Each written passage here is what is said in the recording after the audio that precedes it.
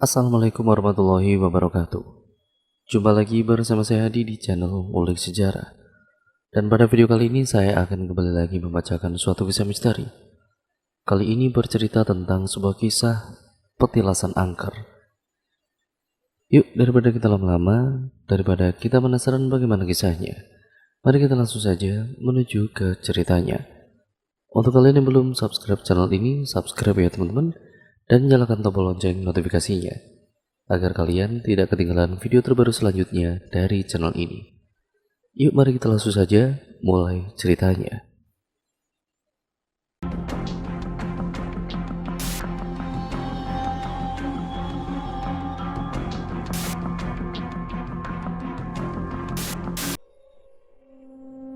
Ini kisahku dulu waktu umurku masih 18 tahun. Kira-kira tahun 2016 kemarin. Aku, Edwin, Kania, Erina, dan David, bukan nama sebenarnya ya teman-teman, merencanakan untuk menjelajahi kota. Namun kita berlima masih bingung daerah mana dulu yang akan kita datangi. Kebetulan kita semua suka tempat atau daerah yang berbau mistis atau horor. Lalu salah satu dari kita, Kania, mengusulkan untuk mencoba menjelajahi kota yang terletak di daerah B. Konon, menurut kabar atau isu yang ia tahu, di daerah itu ada sebuah petilasan kerajaan lampau. Katanya sih pada masa kepemimpinan Prabu Anglingdarma. Selain itu, banyak juga kejadian lainnya seperti pembunuhan, pemerkosaan atau sebagainya yang menyebabkan banyak sekali arwah di daerah itu yang mati penasaran dan menyebar teror di rumah penduduk setempat. Kita berlima pun langsung sepakat dan nanti kita sudah deal untuk pergi ke sana. Tapi pesanku jangan melakukan tindakan bodoh yang dilakukan oleh temanku David yang menyebabkan kerugian pada dirinya sendiri. Pagi itu seperti biasa keluargaku selalu sarapan bersama. Itulah saatnya untukku membujuk mereka agar mereka ini mengizinkanku untuk pergi bersama dengan lainnya ke daerah B itu. Ku mulai dengan membolak-balik nasi yang sebenarnya tidak niatku makan karena masih bingung beralasan apa kepada mereka. Apalagi ayahku ini bukan tipe orang yang mudah dibohongi. Jadi aku harus mencari alasan yang pas membohonginya. Maaf ya, aku terpaksa, namun hati ini yang menuntunku untuk memijakan kakiku ke sana. Sekolahku besok ada tur di daerah B, boleh nggak aku ikut? Tanyaku memulai pertanyaan dengan sedikit rasa cemas takut tidak diperbolehkan. Mengapa mendadak sekali? Biasanya 2 hari sebelumnya kamu selalu ngomong kalau ada apa, tapi kok ini kenapa tiba-tiba begini? Saut ayahku. Baru saja memulai percakapan dia sudah curiga. Tenang Lin, atur nafas, buang. Atur nafas, buang. Begitulah gumamku dalam hati sebagai penghibur diriku sendiri. Beneran ya? Kalau nggak percaya tanya aja ke Erina dan juga Karina. Seruku agak sedikit kesal. Loh, kenapa harus tanya ke mereka? Bukan ke teman sekelasmu yang lain? Katanya sambil menatap sinis ke arahku. Ayah ini susah sekali untuk membujuknya. Bagaimana ini ide? Apalagi yang harus ku keluarkan? Bisa-bisa buntu nih otak karena kelelahan cari alasan. Aku bergeming sendiri dalam hatiku. Ayolah ya, izinin aku ikut ya. Janji deh, nanti aku beliin oleh-oleh. Pintaku merayu memegangi lengannya. Tidak usah merayu ayah, sanalah pergi. Tapi ingat, jangan berbuat aneh-aneh di sana. Apalagi kalau ada tempat yang sakral. Begitulah pesan ayah. Yes, akhirnya. Makasih ya. Aku langsung menuju kamarku tanpa melanjutkan makanku karena seleraku sudah berubah setelah ayah mengizinkanku pergi bersama yang lain. Aku melompat-lompat kegirangan di atas ranjangku sambil berjoget-joget karena merasa gembira. Langsung ku hubungi keempat temanku melalui via VC. Setelah bercakap-cakap panjang, aku lebih dulu menutup percakapan dan meninggalkan mereka berempat yang masih berbincang mengenai keberangkatan kita esok hari. Sedangkan aku sibuk menyiapkan segala keperluan yang akan dibawa, terutama make up dan juga charger. Aku selalu teliti dalam membawa barang itu ke dalam tas ranselku. Tiba-tiba ada seseorang anak kecil menghampiriku. Tahu sendiri kan, aku dulu bisa melihat mereka yang tidak kasat mata. Namanya Sina, gadis kecil berumur 7 tahun dengan rambut yang dikepang dua dan disertai bola mata hitam. Salah satu penunggu rumahku yang konon menurut ceritanya ia mati karena tercebur ke sumur tua. Dulu di samping rumah ada sumur tua yang lama sekali tidak terpakai, lalu mbahnya mbahku itu, pokoknya gitulah, menutup sumur itu dan kemudian memendamnya. Tiba-tiba saja Sina ini mengagetkanku dengan duduk di sampingku. Yang mulanya tadi itu kulihat dia ini masih berada di depan pintu kamarku. Aku dan juga Sina ini sudah berkenalan sekitar 4 bulan yang lalu. Jadi kalau dia muncul, aku sudah tidak kaget lagi. Sina ini kalau masih hidup sampai sekarang, mungkin umurnya ini sekitar 60 atau 70-an bahkan lebih. Karena meninggalnya ketika masih kecil, jadi Sina jadi hantunya ya dalam keadaan anak kecil juga. "Kak, mau kemana?" "Sina ikut boleh," rengeknya padaku. "Sina, mengagetkan saja kamu itu. Datang itu, ya assalamualaikum dong," candaku padanya. "Aku kan setan kak, jadi ya tiba-tiba muncul aja gitu," sahutnya. "Ya kak ya, aku ikut ya," pintanya sambil merengek. "Gak boleh, nanti pasti kamu jahil sama teman-teman kakak," seruku. "Janji deh kak, Sina gak akan nakal. Tolong ya kak," bujuknya. "Oke, tapi janji ya," balasku sambil memberikan jari kelingkingku walaupun kami tidak lagi bisa bersentuhan. Belum saja aku menoleh, dia sudah hilang entah kemana. Selesai mempersiapkan semuanya, aku langsung tidur supaya esok tidak kesiangan berangkat untuk menjelajahnya. Kring, kring, kring. Nada alarmku berbunyi tepat di samping telingaku. Kukucek-kucek mataku yang masih mengantuk, lalu kulihat alarmku tepat pas aku terbangun pukul 5:30 pagi. Sesegera mungkin aku beranjak dari tempat tidur menuju kamar mandi. Ceklek. Waktu kubuka pintu kamar mandi, astaga, ada Sina yang berdiri menyambutku sambil membawakan handukku. "Pagi kak, buruan mandi ki, aku tunggu ya," serunya disertai wajah yang sumringah lalu menghilang. Aku hanya tersenyum sambil garu-garu kepalaku yang tidak gatal. Setelah berada sekitar setengah jam lebih di kamar mandi, aku baru keluar. Maklum anak cewek mandinya agak lama. Segar sekali, kataku sambil melemparkan pakaian kotor ke keranjang. Langsung aku kemudian bergegas pakai pakaian yang telah aku siapkan tadi malam. Setelan celana levis panjang berwarna putih dengan 5 kancing di bagian depan dipadukan dengan atasan baju rajut berwarna krem. Tidak lupa topi kupluk kesukaanku yang masih trendy di kalangan anak remaja dulu. Belum selesai semua, HP-ku sudah berdering ada satu panggilan dari temanku Erina. "Guys, ayo, aku udah di depan rumah kamu nih.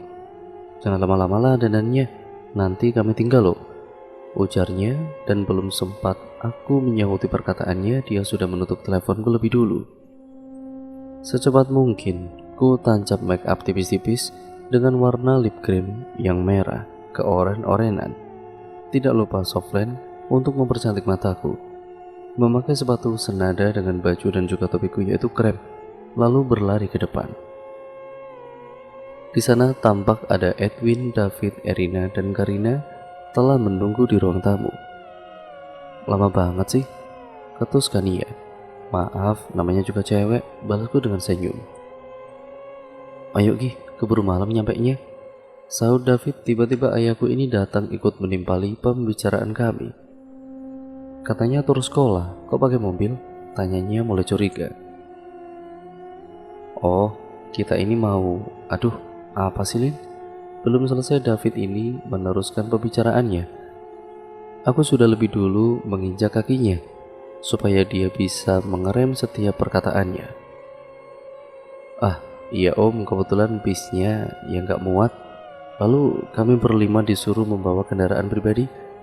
Tapi tenang om, anak om aman kok sama kita-kita. Lagian kita juga bawa sopir, serukan Nia sambil bercanda menunjuk si Edwin sebagai sopir, padahal dianya yang punya kendaraan. Tidak lama setelah berpamitan, kami pun berangkat menuju kota B. Mobil pun dilajukan oleh Edwin sebagai pengemudi, lalu David di samping kiri, dan di belakang ada kami bertiga. Kamu ngomong tur ke orang tua kamu? Tanya Edwin kepadaku. Iyalah, kalau aku jujur mana mungkin aku dibolehin, kataku. Maklumlah dia kan anak kesayangan, cetus Erina dicandai tawa, lalu kami semua pun ikut tertawa. Guys, pinjam charger dong, aku lupa bawa nih. Charger Oppo ya, ada yang punya nggak? Tanya Erina. Ada, cari aja di tasku, sahut David. Dan di mana? Tanya Erina. Itu di jok belakang, sahutnya lagi. Lalu Erina mengambil tas David dan mencari benda yang dimaksud. Namun ia menjadi kaget karena menemukan sesuatu yang aneh di dalam tasnya. Fit, kamu gila ya? Ngapain kamu bawa kondom segala sih? Ketus Erina. Oh itu, buat koleksi aja Rin. Kalau kamu mau ambil aja, jawabnya sambil tertawa geli. Ah, dasar gila kamu. Buat apa aku terusan? Balasnya jengkel. Lalu kami pun tertawa melihat aksi lucu mereka. David ini adalah teman kami yang paling jahil dan paling gila kalau sudah bercanda. Kadang bercandanya ya sampai kelewat batas. Kira-kira kita nyampainya pukul berapa guys dari sana? Tanyanya. Ya mungkin kurang lebih 2 jam lagi, jawab Edwin. Masih lama ya? Tidur aja yuk, biar si Edwin nyopir sendirian, candakan ia. Tidak lama setelah perbincangan tadi itu, mereka semua tidur kecuali aku dan Edwin yang tetap fokus menyetir. Saat itu, aku sedang menikmati pemandangan alam di luar sana. Ya walaupun banyak dedemit nongol tidak aku hiraukan, karena bagiku sudah biasa. Wush, tiba-tiba ada angin masuk ke dalam mobil kami padahal semua pintu tertutup. Ternyata Sina yang datang dan duduk di pangkuanku. Sina, ngagetin aja deh, kataku padanya, namun dia hanya tersenyum. Lin, ngomong sama siapa? Tanya Edwin dengan heran yang dari tadi melihatku di spion yang ada di depannya. Enggak kok, jawabku singkat. Tidak terasa, beberapa jam waktu yang kami tempuh akhirnya kami sampai ke tempat tujuan sekitar pukul 13:50. Kalau nggak salah ingat ya teman-teman. Bangun semuanya, udah nyampe nih. Seruku sambil berteriak membangunkan mereka yang masih tertidur. Nyampe mana nih? Timbal Arina sambil menguap. Udah nyampe tujuan, ayo turun. Yang baru bangun cuci muka dulu Gi, biar seger. Ujarku yang kebetulan di situ ada tempat pancuran air. Dilarang kencing dan mengumpat sembarangan di sini. Begitulah tulisan yang terpampang di luar tembok petilasan yang sudah roboh. Tiba-tiba David ini iseng, ia meminum air itu lalu disemprotkan di dinding itu sambil mengumpat dan cuk, lalu pergi ke belakang dinding. Fit, mau kemana? Tanya Edwin. Bentar mau pipis di sana, sahutnya berlalu. Fit, jangan macem-macem deh di sini. Itu kan sudah ada tulisannya bahwa dilarang kencing di tempat ini, katakan ia menimpali. Ah, apa sih, tahayul itu, sahut David. Udah biarin aja, nanti kalau dia kena batunya baru tahu rasa itu, ucap Edwin. Bodoh amat lah, balas David. sambil berjalan ke arah belakang dinding untuk menunaikan hajatnya. Saat David selesai menunaikan hajatnya, sikapnya mendadak berubah aneh, pendiam, dan tidak banyak omong. Sepanjang perjalanan dia hanya menunduk tanpa berkata sepatah kata pun. "Kamu kenapa?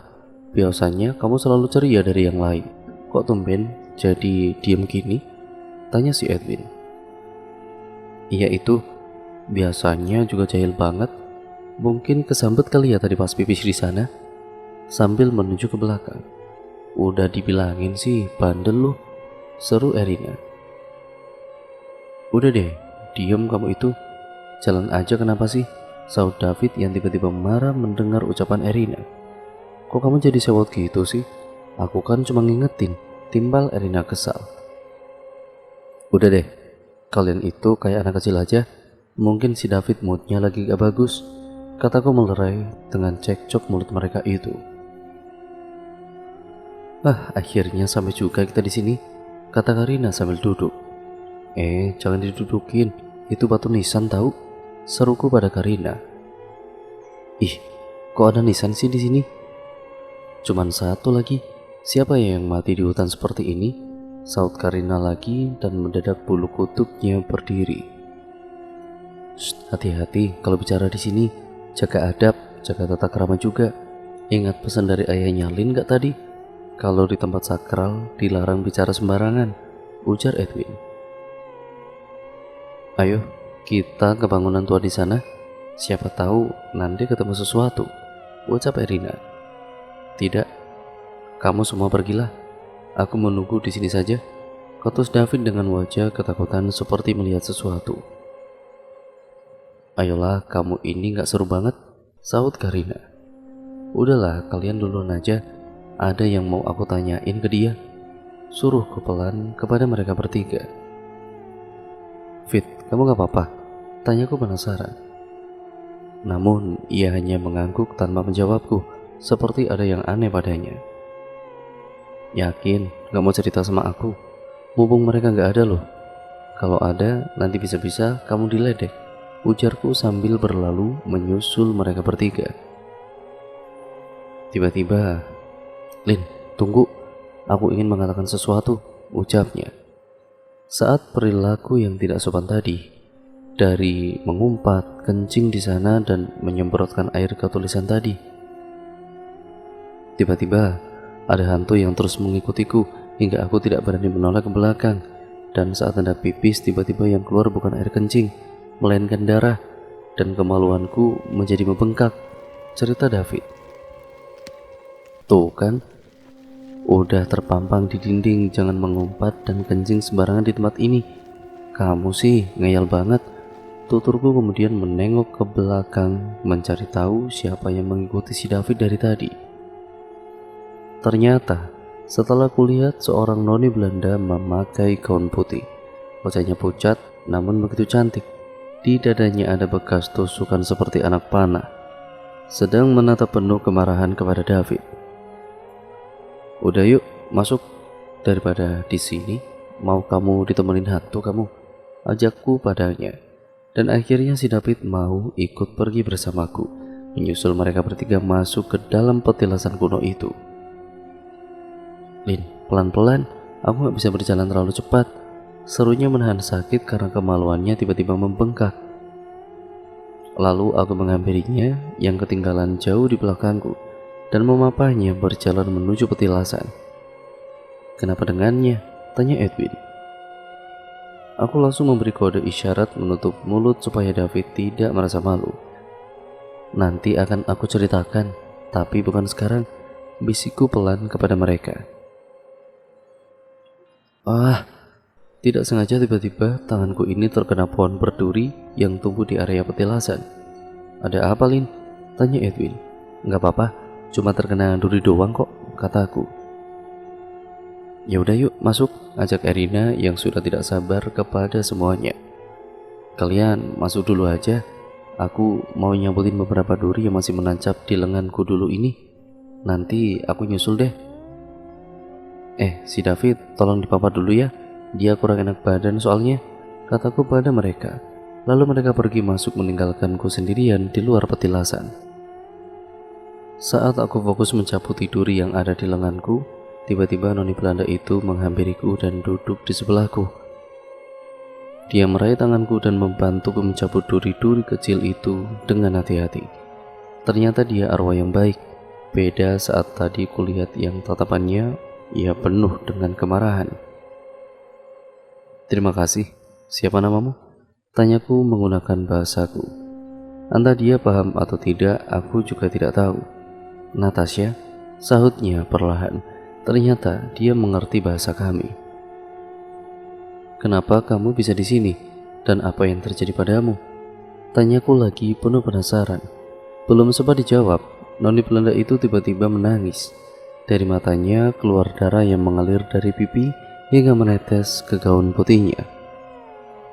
Aku terbunuh saat menyelamatkan seseorang. Panah yang seharusnya mengenai orang yang ku tolong menjadi mengenai diriku. Aku juga diperkosa oleh mereka, dan mayatku dibuang di hutan ini, sampai yang tersisa hanya tulang-tulangku, tutur Natasha padaku. Aku pun yang mendengar ceritanya ikut menangis. Betapa mulianya gadis cantik ini, demi menolong sesama manusia sampai rela mengorbankan nyawanya. "Di mana keluargamu?" tanyaku lagi. "Keluargaku telah meninggal. Ayah ibuku juga dibantai di sini," katanya sambil tidak berhenti menangis mengingat kejadian yang menimpa anggota keluarganya. "Aku ingin berteman denganmu," ucapnya padaku. Dan aku hanya mengangguk mengiyakan, lalu masuk ke dalam petilasan menyusul teman-temanku, meninggalkan Natasha yang saat itu kulihat tengah tersenyum gembira kepadaku. Saat kakiku mulai melangkah ke area petilasan, tiba-tiba hembusan angin yang semilir mendadak berubah. Tiupan kencang menggoyangkan pepohonan yang tumbuh berjejeran di sana. Daun-daun mulai berguguran jatuh mengenai kami, dan sebagian orang yang berada di luar petilasan. Debu-debu berterbangan dan sesaat membuat pandangan kami semua yang berada di sana menjadi kabur. Sepertinya alam ingin menyambut datangnya seseorang. Ketika semua orang sibuk mengusap mata mereka masing-masing yang kemasukan debu, mataku melihat kepulan asap hitam mengelilingi salah satu patung dewi yang sedang bersemedi di sebuah batu besar di petilasan itu. Saat hendak memastikan penglihatanku yang kabur atau memang benar-benar nyata, tiba-tiba ada seseorang laki-laki memakai pakaian kerajaan kuno, disertai mahkota yang terbuat dari perak, berdiri tepat di patung sang dewi. Kulihat semua astral di tempat itu nampak sujud dan bersimpuh menyambut kedatangan laki-laki itu. Siapa gerangan laki-laki yang memakai pakaian kerajaan itu? Mengapa sepertinya semua penghuni di tempat ini hormat dan tunduk padanya? Banyak pertanyaan yang muncul dalam pikiranku saat itu.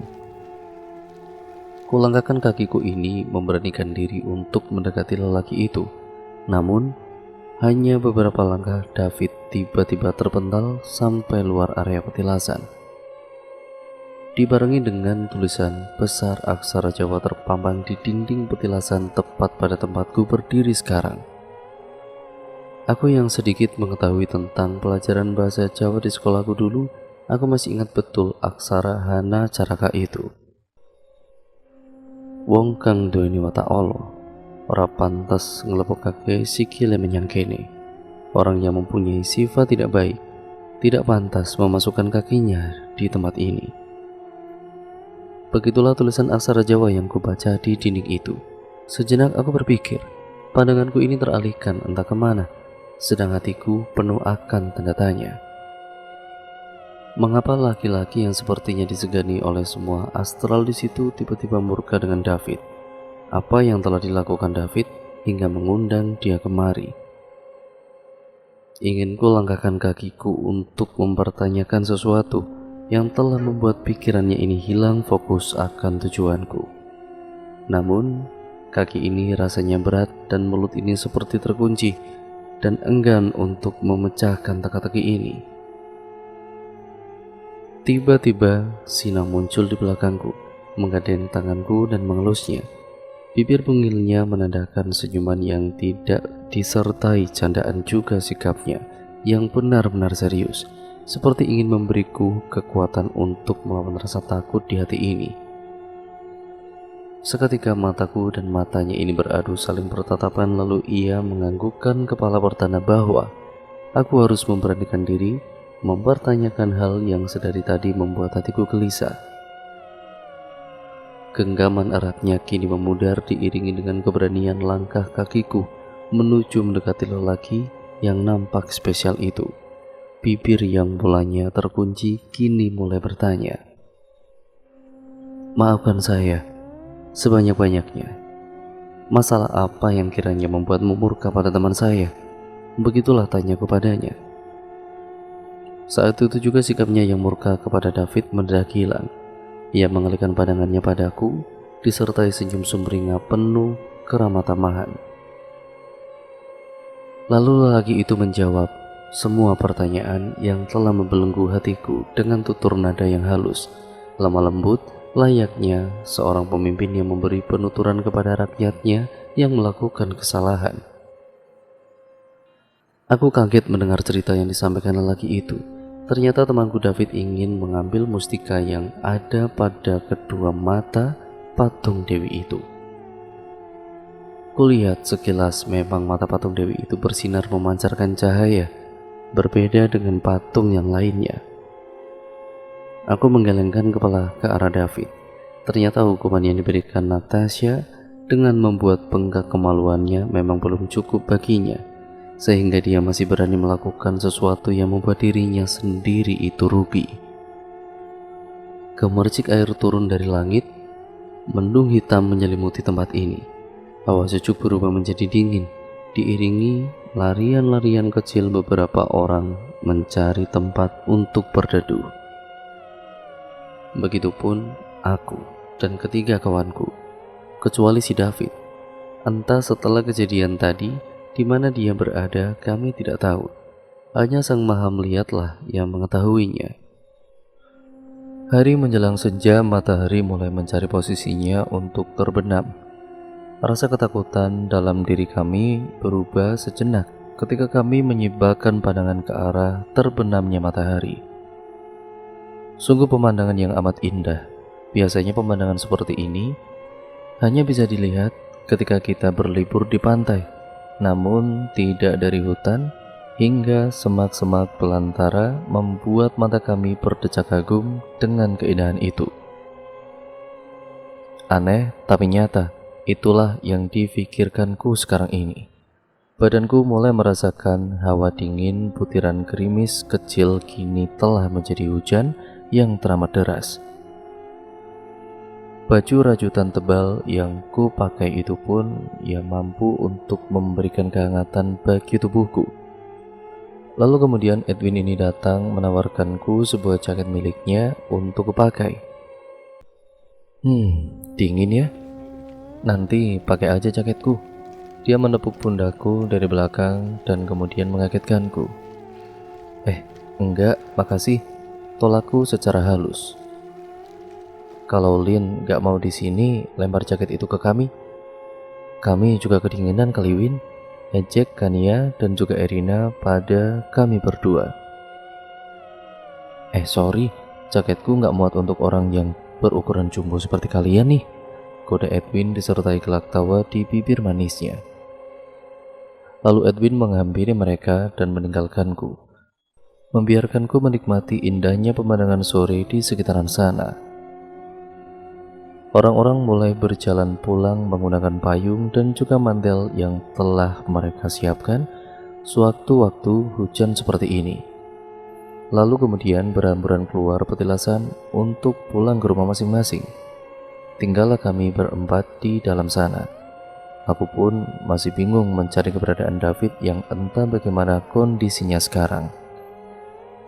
Tiba-tiba, "Nak, kenapa masih di sini?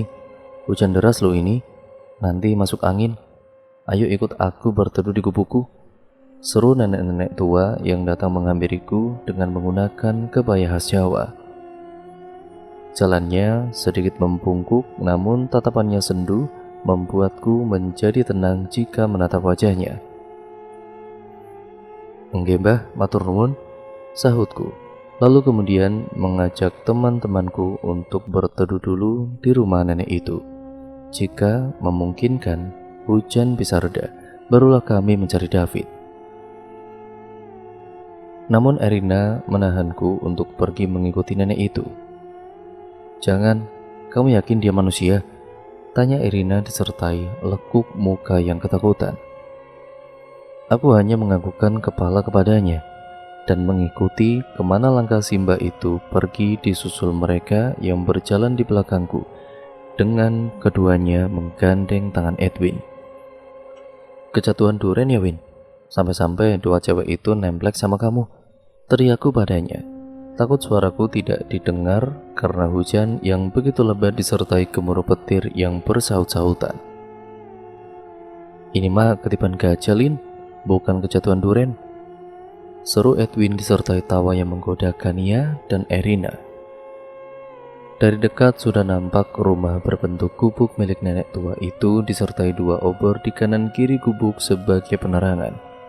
Ketika kawanku secepat mungkin menghampiriku, ketakutan melanda hati mereka masing-masing. "Lin, yakin ini orang?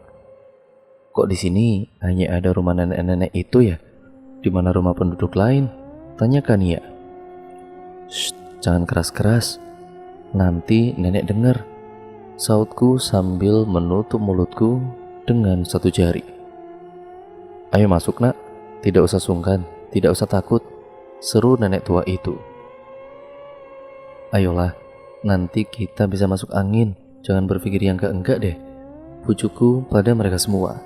Dan akhirnya mereka mau menuruti perkataanku, walaupun dengan berat hati.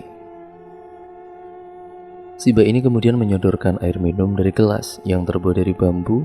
Lalu beliau duduk di samping kami beralaskan tikar anyaman yang lusuh. "Dari mana? Cari apa? Kok masih keluyuran di tengah alas seperti ini?" tanya Simba padaku dan kawan-kawan. "Pada swangsit Mbah," celetuk Edwin memulai candaan dengan senyum khasnya. "Hus, mulutmu itu sama orang tua itu yang sopan," sautku sambil mencubit kecil lengan Edwin. "Maaf Mbah, teman saya agak gila, jangan dimasukin hati ya," ucapku pada Simba sembari kucium telapak tangannya untuk meminta maaf atas perlakuan konyol Edwin. "Anak sopan, tahu tata krama, niat hatimu juga baik. Apa tujuanmu kemari nak?" tanya Simba padaku. "Saya suka menjelajah Mbah, ingin tahu asal-usul petilasan itu," sahutku tanpa basa-basi. "Nak, tak kasih tahu, jangan melampaui batas kalau bercanda. Tempat yang kamu datangi ini adalah rumahnya para siluman. Jarang orang yang bisa pulang, kecuali punya niatan yang baik. Pulanglah, sudah jangan turuti kesenangan ketimbang nanti kalian semuanya itu celaka," tutur Simba padaku. Saat aku menoleh ke teman-temanku, tanpa kusadari, mereka ini sudah tertidur dengan lelap seperti terkena mantra. Tinggal aku sendiri yang masih terjaga mendengarkan wejangan dari Simba itu. "Teman saya hilang Mbah, saya tidak akan pulang jikalau teman saya belum diketemukan. Berangkat sama-sama, pulang juga harus sama-sama," ceritaku kepada Simba. Simba hanya tersenyum dan sekilas takjub melihat keberanianku. Gelagatnya memperlihatkan jikalau beliau mengetahui sesuatu yang belum aku mengerti. Lalu, beliau ini berdiri menggandengku menuju ke arah belakang gubuknya, meninggalkan teman-temanku yang masih tertidur. Kakiku terus melangkah mengikuti arah Simba yang entah ingin membawaku kemana. Keluar dari gubuk, menyusuri lebatnya hutan, disertai butiran gerimis-gerimis kecil membuatku merasa yakin bahwa Simba ini bukanlah manusia, benar seperti yang dikatakan oleh Erina. Namun aku tidak melihat akan adanya kemarahan atau kejahatan pada dirinya. Justru hatiku menjadi lebih tenang ketika ada bersamanya. Apalagi jika menatap wajah Simbah yang sendu, seakan rasa takut di hati hilang lenyap seketika. Pada sejatinya, derajat manusia lebih tinggi dari mereka yang tidak kasat mata. Ketakutan sudah menjadi hal yang wajar muncul dikarenakan gesekan dan benturan dari mereka yang memanfaatkan kelemahan iman dalam diri kita. Jangankan kita, para manusia yang berlumur dosa, seorang yang khusyuk dalam beribadah dan mempunyai kedekatan hati dengan Allah pun bisa dibuat goyah imannya oleh mereka. Namun, kita kembali pada kesadaran kita masing-masing. Sebenarnya rasa takut itu kitalah yang menciptakan sendiri. Sehingga mereka mudah untuk masuk dan memperdaya kita melalui desiran nadi yang tersambung ke urat yang kemudian akan dibawa menuju hati kita. Sehingga ketakutan itu muncul dan melemahkan keimanan kita kepada Sang Kholik. Semua manusia pasti akan menemui ajalnya. Namun hanya Allah yang tahu kapan dan di mana juga dalam bentuk apa kita kelak menghadapnya. Tugas mereka hanya menggoda dan mengecoh tanpa harus menyentuh dan juga menyakiti kaum manusia, karena itu sudah perjanjian terhadap Allah dan sudah ditetapkan sebagai ayat-ayat suci Allah dalam Al-Quran. Aku merasakan bahwa perjalanan ini tiada ujungnya. Keadaan malam mencekam dan gelap gulita membuat penglihatanku melemah, bahkan aku tidak melihat Simbah ada di mana. Tiba-tiba, cetar, suara cambukan terdengar keras di telingaku, disertai jeritan seorang lelaki yang suaranya tidak begitu asing bagiku. Astaga, David! Aku berlari menggapai suara itu. Kuharap David baik-baik saja dan masih dalam keadaan hidup. Berkali-kali aku terjatuh, berkali-kali pula aku bangkit kembali. Air mata sudah membasahi pipiku, napasku mulai tersengal-sengal, langkahku masih terus melaju menerobos gelapnya jalanan malam yang tidak berujung. Sampai pada remangan cahaya menyibak menggantikan malam yang berselimut kesunyian. Kulihat David sedang dirantai di samping patung Dewi yang berada di petilasan. Mata dan juga bibir patung Dewi itu menandakan senyum kepuasan sesaat ketika tubuh David dicambuk beberapa kali hingga menimbulkan bekas memar cambukan menyerupai merah darah. Mbah, tolong aku, Mbah. Aku pun tidak berdaya melihat David dalam keadaan seperti itu. Raganya seperti terpisah dari sukmanya. Beberapa kali aku memanggil Simbah yang menuntunku untuk kemari, namun nihil. Simbah tidak mendengar seruan panggilanku. Hingga akhirnya aku harus turun tangan memberanikan tekadku untuk menolong teman-temanku.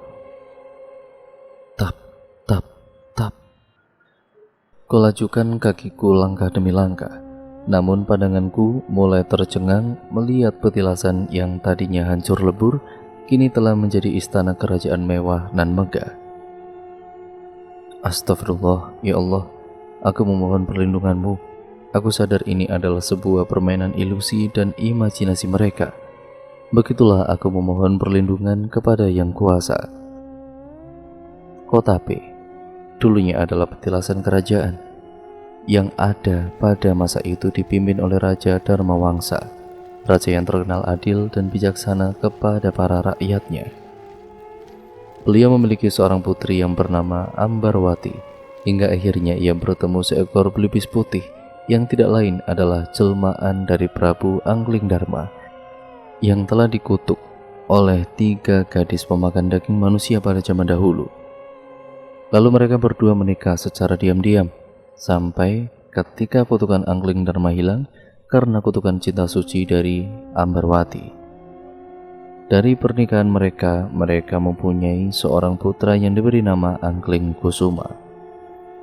Banyak dari sekian rakyat yang tidak menyukainya, termasuk Durgandini, dan juga Sudawirat, musuh bebuyutannya.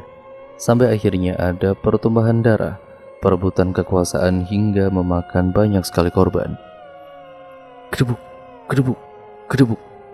Derap kaki kuda melangkah ke arahku dengan ditunggangi lelaki yang kutemui di petilasan kemarin.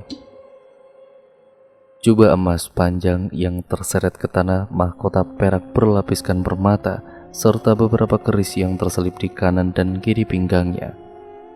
Juga kumis dan juga jenggotnya yang menandakan kewibawaan dirinya, melaju ke arahku dan menghentikan langkahku.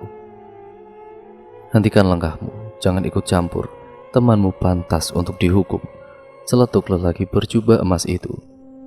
Aku pun hanya bisa pasrah tanpa berbuat apa-apa, karena aku hanyalah manusia biasa yang tidak berilmu seperti mereka.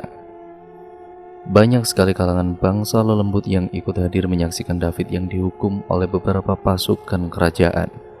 Tangan dan kakinya dirantai, sedang tubuhnya dicambuk. Jeritan demi jeritan keluar dari mulutnya. Kata ampun tidak dihiraukan oleh mereka. Mataku mulai menitikkan air mata melihat keadaan temanku dengan badan yang penuh luka cambuk. Jantungku serasa berhenti ketika semua yang menyaksikan ikut tertawa puas seakan-akan mereka semua menyimpan dendam yang mendalam kepada David. Memang kuakui David adalah anak yang nakal, namun aku sungguh tidak percaya hal parah apa yang dia lakukan hingga dia harus menerima hukuman seberat itu. "Cukup, hentikan, jangan siksa dia lagi." Isak tangisku menderap pilu namun tidak dihiraukan oleh mereka. Tiba-tiba, "Lin, bangun, kamu kenapa?" Aku merasa Irina memanggilku, menampar-nampar pipiku, tapi aku tidak tahu, mungkin aku masih di bawah alam kesadaranku. Hingga akhirnya Edwin melemparkan sebotol air minum ke wajahku, sampai aku kaget dan terbangun membuka mataku. Aku terperanjat, mataku seolah tidak percaya. Aku dikelilingi oleh 3 temanku yang menatap penuh heran padaku. Banyak orang-orang berpakaian serba putih melintas di depanku. Itulah mereka, para dokter dan suster yang bekerja di rumah sakit. Aku tidak percaya mengapa kejadian setahun silam kini seakan mengingatkanku kembali, membuat memori yang penuh akan tanda tanya dan teka-teki yang belum terpecahkan. Hingga membuat temanku David harus dilarikan ke RSJM di kota S karena mengalami depresi semenjak kejadian itu. "Di mana David?" tanyaku pada semuanya. "Dia ada di ruangannya, mau ku antar ke sana," saut Edwin. Aku pun segera mengiyakan ajakannya karena ingin tahu bagaimana keadaannya sekarang. Menurut penuturan temanku, aku tidak sadarkan diri selama 5 jam. Mereka membawaku ke ruang tunggu dan berada di rumah sakit, lalu meletakkan tubuhku di atas sofa panjang dan menungguku sampai aku kembali siuman. Beberapa jenis minyak dioleskan ke hidung agar aku siuman kembali.